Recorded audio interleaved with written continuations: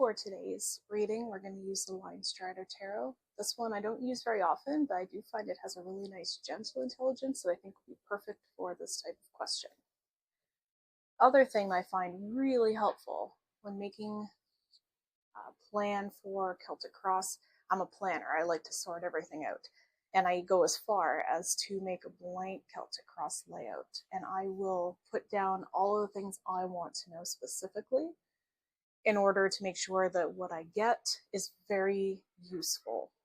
So I'll start by writing my question at the top. Where can I find love? And the subject's name, the person you're reading for. We're doing a blank, kind of, so it's a totally hypothetical, not a real person. So card position 1.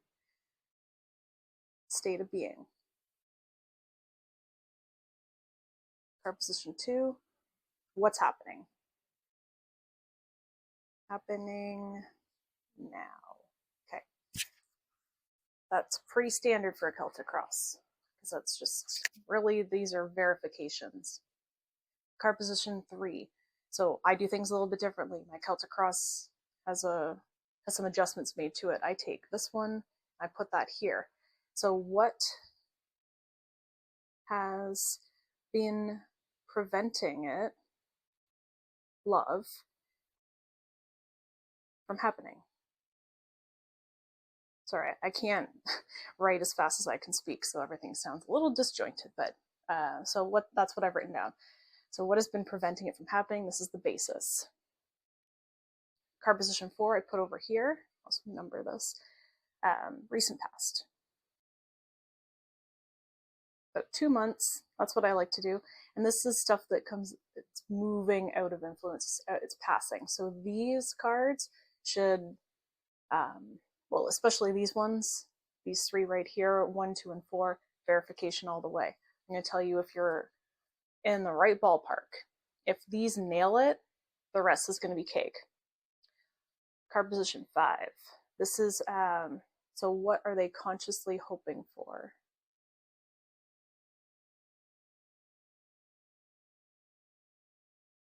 It's also kind of expectation, state of mind. That's addressed to another degree in some of these cards here, but if you add it up here, we have some mirroring. We have an as above, as below. So what's going on down here? It's kind of shadowy, misty area. Then up here, it's kind of like, what are they hoping for? What's the ideal situation that they'd like? Which is very similar to innermost emotions, but that's why these two work really well together. We'll get to that later. Card position 6. So here I'm actually gonna add a tentative other one. So we'll call this 6A. 6A is near future. About 2 months. And this is a situation that will enable a meeting or a person to look out for. So if a court card appears here, that might give us identity clues. If an event happens, that might be a place where one meets them. I'm going to leave this one empty with the idea that if this isn't super clear, or depending on the outcome of what these cards are saying, if this wasn't super clear, we're going to pull an extra one after if we need it. And I'm going to keep that space here. I'm just going to keep a little question mark there. But I want it to be planned for, because you never know what the cards are going to bring out for you. So card position 7. So how should they, or this one's a bit tricky just in the context of the others. How should subject behave or conduct themselves? This is a really weird one, and it made sense when I considered it earlier, and we'll see if it makes sense after the cards come out. Card position 8, where they can be found. So where love can be found.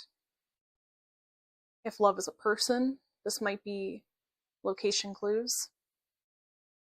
All right, CP9, innermost emotions. So what's really going on in their mind? or a heart. And this is important because if these two disagree, so yeah, I guess we'll just finish this. So card position 10, that's the outcome.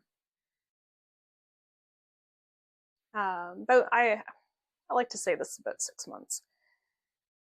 And it also helps when you're trying to help give other people timing. If you put some sort of time boundary around it, it helps.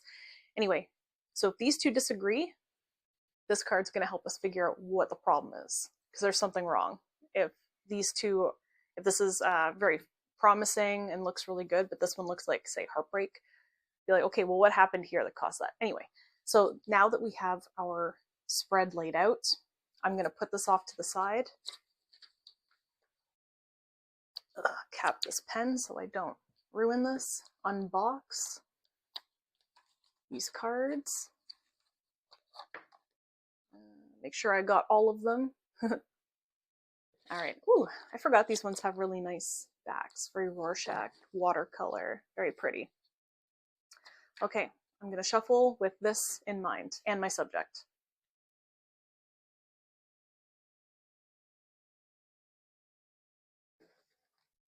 Okay, cards are shuffled. Here we go. Might have to adjust the frame because I think we're going to wander out, but we'll see how far we get. So our first card, Ace of Wands, Two of Pentacles, crossing from the bottom, Eight of Pentacles, recent past, Ten of Wands. Card position 5, the Hermit in reversed. Knight of Swords over here for 6A. And then over here, card position 7, King of Pentacles reversed. 8, Five of Swords, also reversed.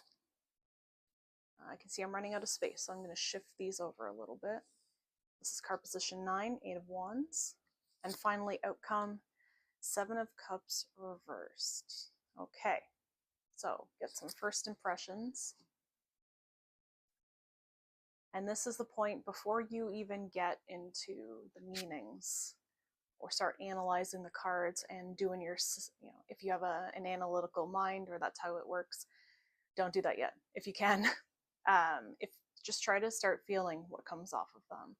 Feel the cards first, or try to hear them if that's how you get them. Or if you're clairvoyant, try and catch the visions that come off of them. So that's all you have to do for the first. So spend some moment in silence, or not silence.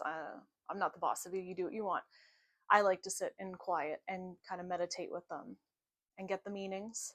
And then I start doing the analysis, because at the end of the day, client or your subject would very much like a clear answer if possible.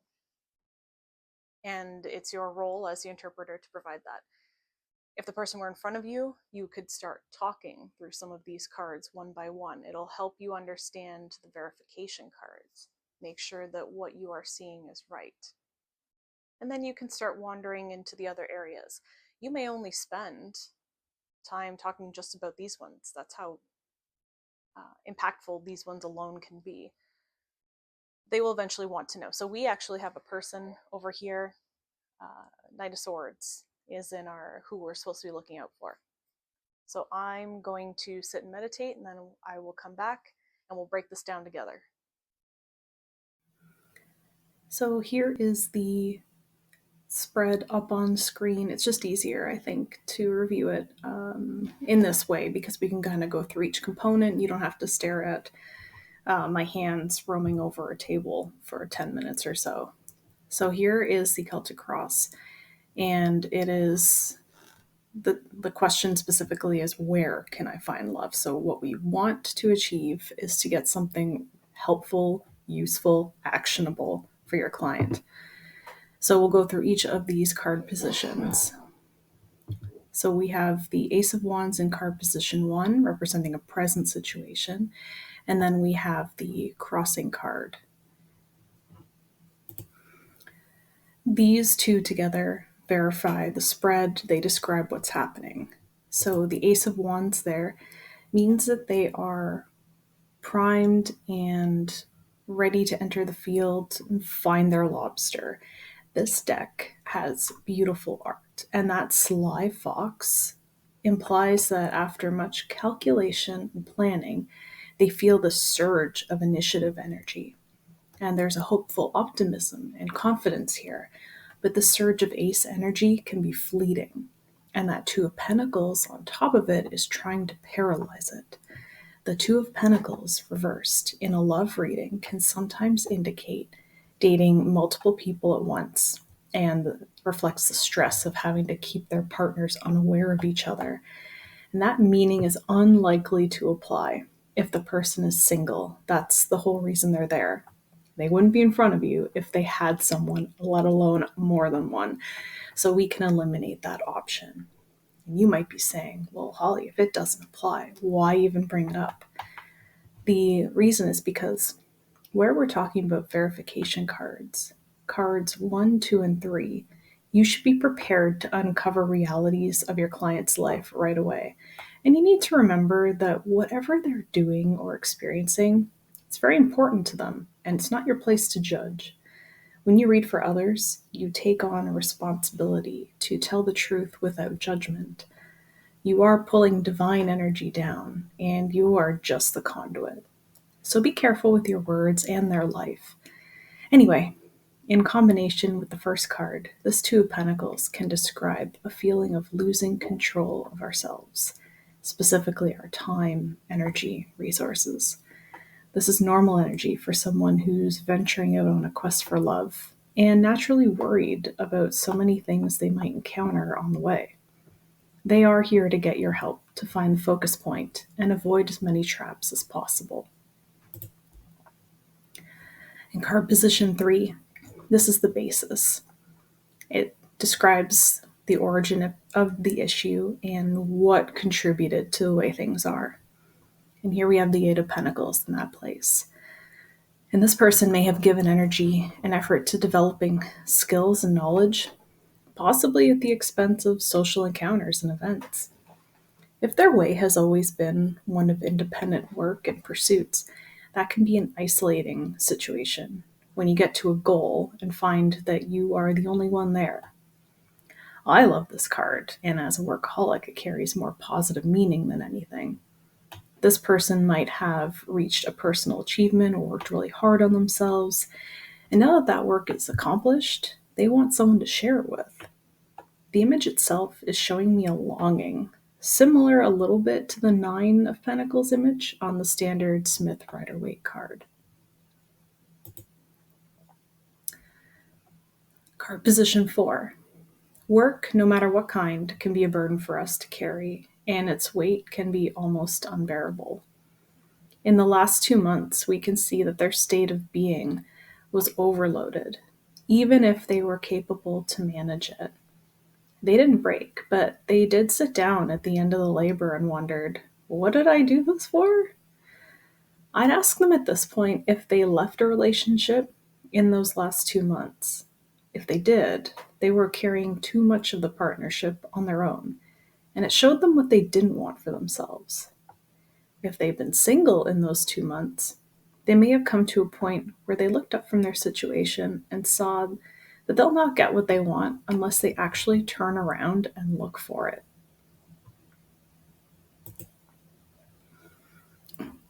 In card position 5, we have the Hermit in reverse. This usually talks about where the consciousness is, whereas card position 3, we talked about the basis, what contributed to it, that they may or may not even have awareness of. This is where the awareness is currently. And so with that Hermit reversed, I took it as the seeker doesn't want to be alone and has been worrying about dying alone, basically. That said, they're not of a highly trusting nature. And while they are collecting advice from multiple sources, including seeking a psychic services, they're not going to hang on to every word of this advice. They straight up don't trust anyone but their own instinct. But guess what? They are outside their range of experience, and what they do with this reading depends on what specifics you provide and how it converges with their reality. Basically, they really want to find someone, but they aren't even sure if this reading is going to yield anything. Don't take that personally or as a challenge. It is what it is. Card position 6. This is kind of the shorter term outcome. And for this particular question, I wanted it to tell us who we are looking for, specifically, if there is to be a person. And thankfully, tarot returned a person. So a court card in this space is super helpful, even more so because this hypothetical seeker is a female seeking a male, and this card can describe this person pretty clearly. So tarot doesn't always speak in riddles. If the message can be conveyed in the purest, most plain and clear expression, it will do so. So for our seeker, this is as like romantic as hell because he is going to burst on the scene and he is for real a knight in shining armor, the knight of intellectual purity, and has a way of using his mental agility to be a rescuing type. When this card shows up to describe a person, these are some of the traits our seeker can be on the lookout for. They may be some sort of administrator, management intermediary, management consultant, analyst, law enforcement, lawyer, judge or law adjacent, IT, engineering, pretty much any manner of STEM practitioner, or in communications, including academia or media. That is a really wide net. But the gist of this is that the seeker is looking for someone that needs to constantly recalibrate their mental energy and embody that air of air quality. This person is ultimately a problem solver, and that may be how the seeker comes to interact with them. This person will ask more questions and tends not to ask or speak a lot about themselves. They might also have a bit less social grace than most because that sword wants to cut to the chase of any topic. So they may be quick to offer debate at any time and any place, whether or not, honestly, regardless of whether it's appropriate for the situation. They will not use charm to draw you in, nor will they necessarily make the first move.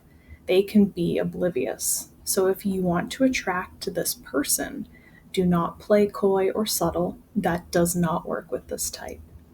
If you meet such a person and like them, invite them somewhere that will facilitate interesting conversation because the way to their heart is through their brain.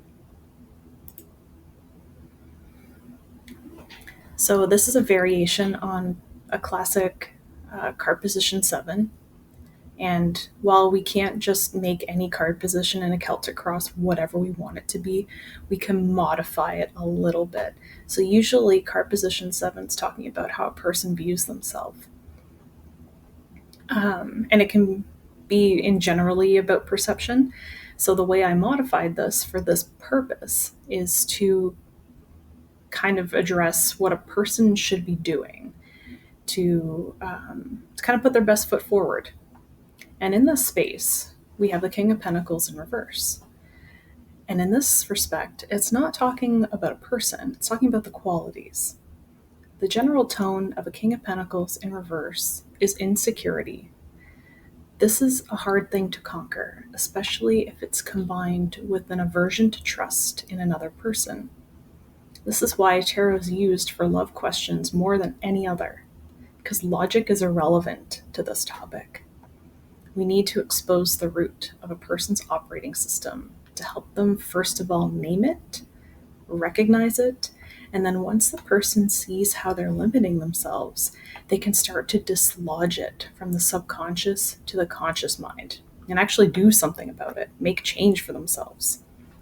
This card in this spot exposes the insecurity and vulnerability of the person. This can cause us to freeze up and lock people out. Closed hearts can't fall in love. So how can we help here? Well, once a seeker acknowledges that there's something they can work on, you could suggest something for them to try, such as performing affirmations. how a person speaks to themselves cannot be underrated as a tool for self-development. In card position 8, this is traditionally environment or external influences.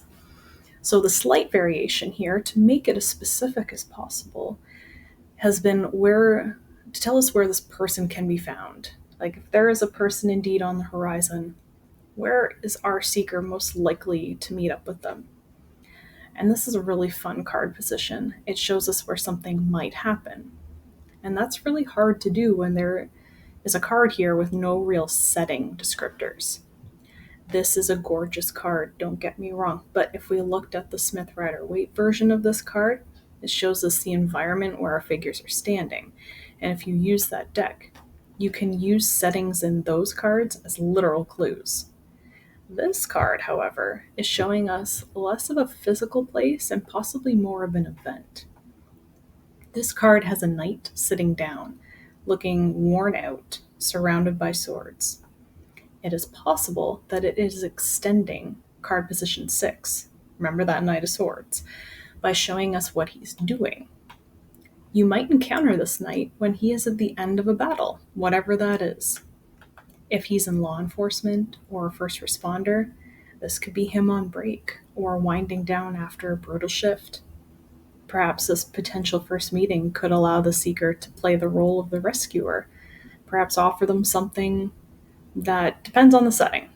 Maybe water, a drink, asking questions, or just offering conversation. These are all friendly, non-committal ways to interact with someone for the first time.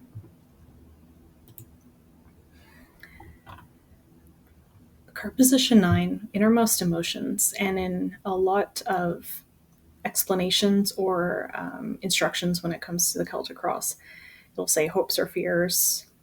Another card might be hopes, another one might be fears. I just let card position 9 speak to that because one is going to dominate. One's going to be stronger than the other. It's also really important that this card work in that way, just because it works with card number 5, and it also can show us what might be preventing a longer term outcome from coming to fruition. So if there's a disagreement between card position 6 and card position 10, card position 9 can tell us what is causing this problem. But here we don't have a problem. We can see inside the heart of our seeker. They want to be swept away and they long to experience the thrill of romantic communication and all the butterflies. And while other cards told us of their guarded, anxious nature, under all of that is this playful fawn that just aches to be struck by Cupid's arrow. And this card literally really drives that vision for me and tells the deepest truth of their heart. And sometimes this card, when it is something that beautiful and pure, it just might be for you, the reader, not necessarily for the seeker. And it's just a supporting card. It tells you their real intentions and their real, their core desire. So card position 10, this is a longer term outlook. So for me, I put 6 months there. You don't have to do that. I just like to put 6 months because I don't really have, personally, I'm not very good at making any sort of prediction past that time, especially not with tarot. That's not the right tool for it, I don't find. But again, your experience might be different.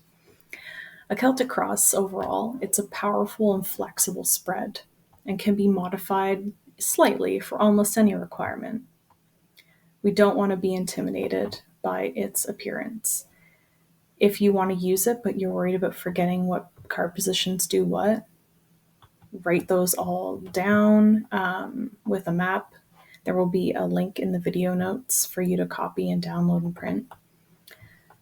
Card position 10 here, it's that 7 of Cups. It's that there is some choice that's going to be made. Something is going to crystallize here.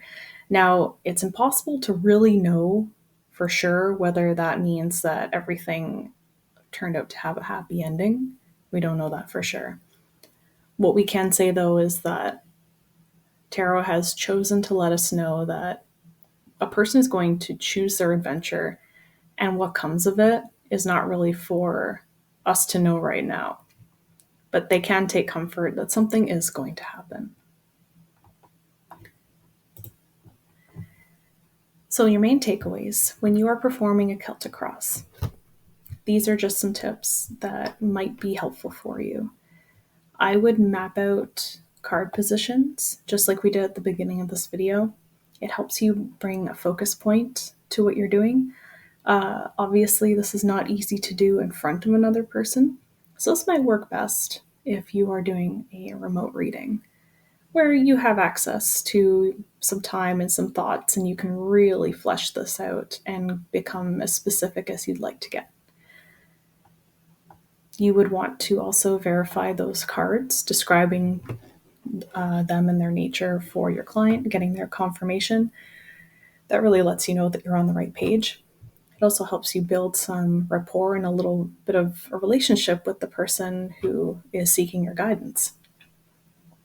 And then, if there's anything bizarre or unusual or special about the spread, we didn't have that here necessarily, but if you notice anything like cards that kind of point to each other or mirror each other, multiples of a particular number, or a dominance of a suit, you might want to check into that a little bit.